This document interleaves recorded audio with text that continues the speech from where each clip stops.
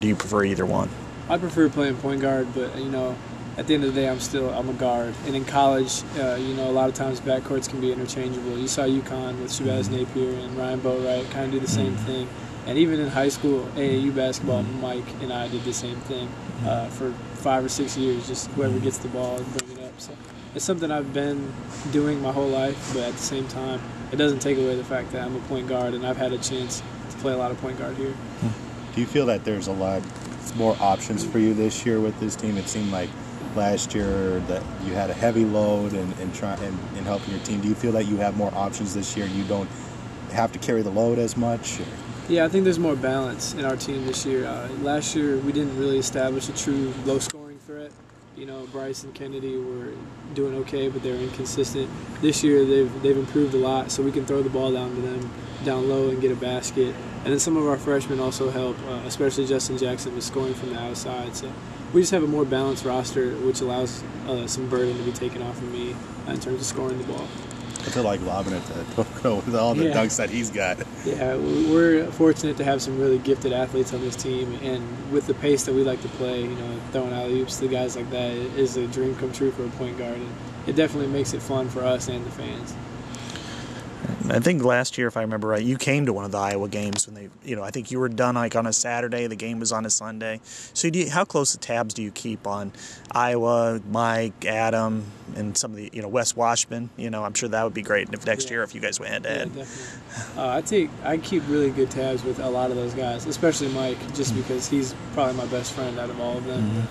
Like you said, last year I think I was home for a weekend, or I was home early for a break, and got to, I heard that Iowa was playing, so my dad and I drove up to see the Gasels and the Woodburys and everybody, and get to catch up with them in that regard. And I think they won by like 40 or something, so it was kind of cool.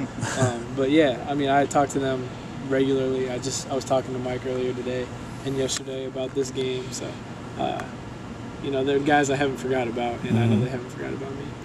When you think back to the time when you were playing at Linn-Mar and you're going against Wash and you're going against Wes, and Josh is playing, and then Jared's playing at Jeff, and you've got Matt Bohannon, and just the whole area seemed, and then down in Iowa City West and some of the players they had, it seemed like a real golden era of high school basketball. And looking back at the success that you guys have all had, is it, for a town and a size that big, is it kind of strange to see how good you guys have all turned out? Yeah, I guess it is a little strange looking back.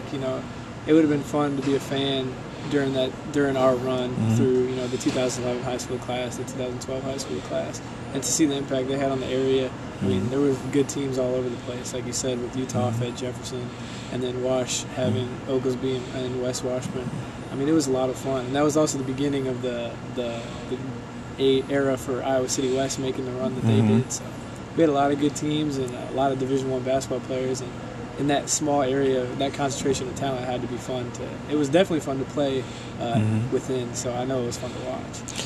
I'm sure you do a lot of things off the court that few people say. You probably don't trumpet or whatever, but what kind of charity work do you do? What kind of things do you do off the court that maybe few people know about you, especially in this area? Well, yeah, down here, our team, we host a Special Olympics clinic every winter. I think it's coming up for us, where we have a bunch of kids come in and we teach them drills and hang out with them and play with them. And then sometimes we'll go up to the hospital and see some kids or see patients that are ill that are huge Carolina fans and stuff like that. So we just try to be in contact with the community that adores us as much as they do here. Marcus, what do you feel the key is to tomorrow's game for you guys against Iowa?